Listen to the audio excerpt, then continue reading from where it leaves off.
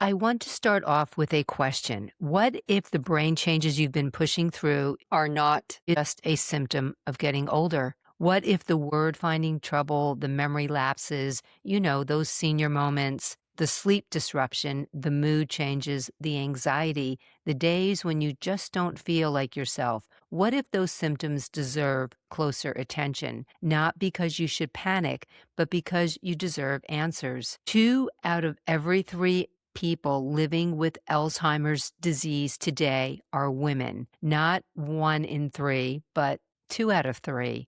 I will tell you something that still gives me pause. For about 17 years, my caseload of patients with Alzheimer's was more men than women. And yet here we are looking at the statistic that says two out of three Alzheimer's patients are women. That gap between what the research prioritized and what women were actually experiencing tells you everything you need to know about how we got here. And yet, for decades, most of the research, most of the clinical training, most of the medications developed to treat neurological disease, and most of the conversation have treated Alzheimer's as though it happens equally to everyone. It doesn't, and the medical community is only now beginning to catch up. I want to welcome you to Beyond the Glass Slipper. I am Cindy, your host, a retired speech language pathologist, and I spent years treating patients with mild cognitive impairment, dementia, stroke, and Parkinson's disease. I have watched families struggle to understand what was happening to someone they loved, and I have lived that struggle myself. My dad had Alzheimer's. My mom developed dementia related to a metabolic condition called hypercalcemia that could have potentially been identified and treated earlier. I went through stress-induced early menopause. My daughter appears to have entered perimenopause at 42, and now I have 3 granddaughters. This episode is for all of us, and it is one of the missions of Beyond the Glass Slipper. Because knowledge isn't fear, knowledge is power. Let's start with what is actually happening inside your brain during the menopausal transition, because most women have never been told. For decades, menopause was discussed almost exclusively through the lens of reproductive health. Hot flashes, night sweats, irregular periods. Basically, that was the end of the story, right? But researchers now understand that estrogen does far more than regulate reproduction. Estrogen affects energy, metabolism in the brain. It influences communication between neurons. It supports memory systems. It helps regulate mood. It maintains healthy neural networks, and it actively influences how your brain processes and clears amyloid beta, the sticky protein that accumulates into the plaques associated with Alzheimer's disease. When estrogen drops during perimenopause and menopause, the brain has to adapt. And for many women, that adaptation shows up as symptoms we know far too well. I can't find my words. I walked into a room and forgot why. I can't focus like I used to. My memory isn't what it was.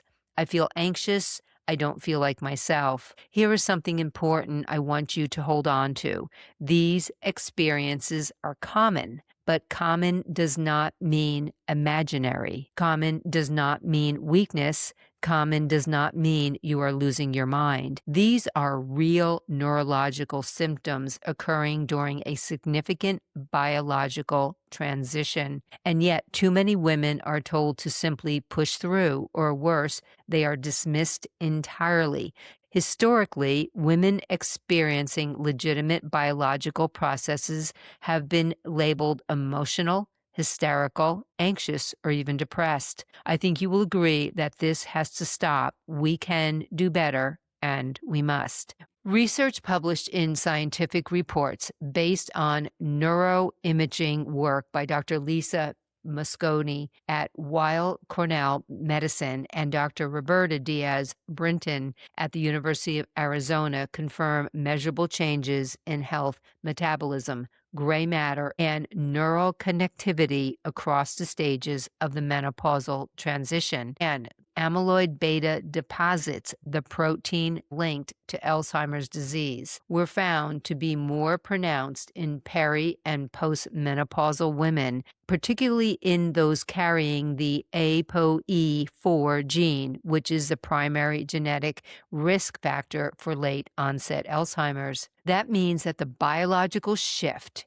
happening during menopausal years is not a side note. It is a mechanism worth paying close attention to. The Women's Brain Foundation is doing extraordinary work to address this through their BRIGHT study. BRIGHT stands for Brain Resilience and Insights for Gynecological Hormonal Transitions. It is a translational research initiative bringing together experts from neurology, psychology, psychiatry, gynecology, endocrinology, nutrition, longevity, and oncology. No single discipline has the full picture here, and the goal of the BRIGHT study is to create a clinically meaningful framework that helps healthcare professionals interpret the cognitive and emotional symptoms of menopause as what they actually are: signals, not noise. Here is a number that should stop you in your tracks.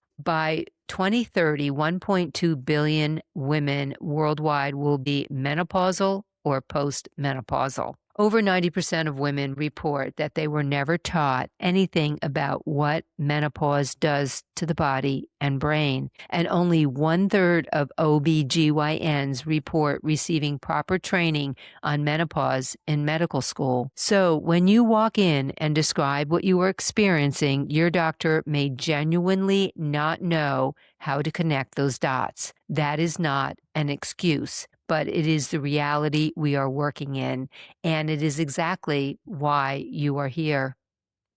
I want to talk about Alzheimer's risk carefully because I think the way we usually hear about it does more harm than good. Yes, approximately 2 out of 3 every people living with Alzheimer's disease are women. That is a fact that describes serious attention, but here is what the fact does not mean. It does not mean menopause causes Alzheimer's. Alzheimer's disease is complex. It is influenced by genetics, cardiovascular health, lifestyle, inflammation, sleep, metabolic health, and many other variables that interact over decades. Researchers are increasingly finding that menopause may represent a critical window, a window of vulnerability, yes, but also this is the part that gets left out. It's a window of opportunity. Risk is not destiny. Many of the factors associated with cognitive decline are modifiable: sleep, exercise, blood pressure management, blood sugar regulation, depression when treated, hearing loss when addressed, social isolation when countered, meaningful engagement, nutrition, stress management, connection. These are not soft topics. They are brain health topics, and the actions women take in their 40s, 50s, 60s, and beyond matter a lot. Now let's talk about what is happening in clinical practice, because this is where the system is failing women most visibly. Professor Cassandra Zirk, an Australian neurologist, biomedical scientist, and the principal investigator of the Women's Healthy Aging Project at the University of Melbourne, the longest-running study of women's health in Australia, made a point during today's forum that I had not been able to stop thinking about. With today's ever-changing technology, even a slight dip in cognitive function can have far-reaching implications compared to years past, to the point where it can render a woman functionally dysfunctional in her daily life. The demands on our brains are higher than they have ever been. Navigating digital platforms, multi-step verification processes, complex online systems, these things require working memory, executive function, and processing speed. A woman experiencing menopause-related cognitive changes may find herself struggling in ways that look like confusion or incompetence to the world around her, when what is actually happening is a neurological transition that nobody prepared her for. I can tell you from personal experience, I recently spent an extended, frustrating period of time trying to set up a business account on a major social media platform. I followed every step. I provided every piece of requested verification, and in the end, the platform's automated system determined that I was a robot, not a human. Account was restricted, no meaningful recourse. By the time it was over, I told someone that I no longer felt human. And while I said it with some humor, I was not entirely joking. That feeling of being shut out by a system you cannot argue with and then questioning whether the failure was yours is exactly what our panelist was describing. When cognitive function is already taxed by a hormonal transition nobody explained to you, the world can start to feel like it is moving too fast and you are falling behind. That is why the mental health experts in today's discussion were so clear. Women need to replace self-criticism with self-compassion and understanding. The inner voice that says, I should be able to figure this out, or something is wrong with me, is not telling you the truth. Something may be happening to you, but it is not a character flaw. It is a biological transition, and meeting it with understanding rather than judgment is not a luxury. It is a part of healing. Connection is also part of it. The research on social connection and cognitive resilience is consistent. This is why pillar number 2 for Beyond the Glass Slipper is community and connection. If you have listened to prior episodes, you have heard me talk about this. If you haven't, you really need to do yourself a favor and listen to at least the first 4 episodes that go into the pillars that have been designed to help you develop a life rooted in intention and purpose, making this chapter your best chapter, the chapter I call your encore. You will be glad you did. So let me tell you, isolation, it accelerates decline. Connection buffers it. That is not a soft finding. That is neuroscience. There is another critical piece I want to raise from today's research: the diagnostic overlap between menopause symptoms and early signs of other neurodegenerative conditions. A forthcoming publication from the Women's Brain Foundation maps how certain symptoms appear differently depending upon whether they reflect typical menopause or something that warrants further evaluation. Sleep disturbance is a good example. Insomnia during menopause is common. REM sleep behavior disorder is different, and it is a potential red flag for other conditions. Irritability and mild mood changes are common in menopause. Major depression and apathy may signal something else. Transient urinary urgency is common. Persistent urinary incontinence may deserve further attention. A clinician who has not been trained to ask the right questions cannot distinguish between these two, and that training gap is real. I want to go back to something I said earlier. It's on a more personal note. My mother's dementia was caused by hypercalcemia, which is elevated calcium in the bloodstream. This is a metabolic condition. It is diagnosable with a blood test. When it goes undetected and untreated, calcium can cross into the brain, can disrupt signaling, and produce symptoms that are nearly indistinguishable from Alzheimer's: memory loss, confusion, personality changes, cognitive decline. My mother was not properly diagnosed as early as she could have been. That is not a statistic to me. That is my mother, and I share it with you so that you understand blood tests matter. Metabolic health is brain health, and not everything that looks like Alzheimer's is Alzheimer's. I know that this is a lot to sit with, but I do not want this episode to leave you feeling helpless, because there is so much you can do. The first step is understanding that knowledge is not just empowering, it is protective. Here is your action plan. Number 1, get your baseline. If you are approaching or in perimenopause, what is your current level of function? Ask your doctor for a comprehensive evaluation that includes not just hormones, but metabolic markers, calcium levels, thyroid function, inflammatory markers, blood glucose. Your brain health picture is not complete without them. If your doctor dismisses that request, find one who will not dismiss you. Number 2, document your symptoms with precision. Do not say, I am just tired and forgetful. Say, I am experiencing word-finding difficulty several times a week. I am waking in the middle of the night and cannot return to sleep. My mood is shifting in ways that feel neurological, not situational. Precision gives your clinician something to work with, and precision is advocacy. Number 3, find a specialist who takes this seriously. The Menopause Society maintains a directory of certified practitioners in menopause medicine. You deserve someone who treats your symptoms as data, not drama. In the show notes, you can find more information about the Women's Brain Foundation. They are a global resource for education, for research, and for advocacy, and they can use your support. Number 4, start strength training. I know what some of you are thinking. I'll get bulky. I'll hurt myself. I don't know where to begin. Here is what the research actually says. A 2025 study published in Nature Aging found that women with mild cognitive impairment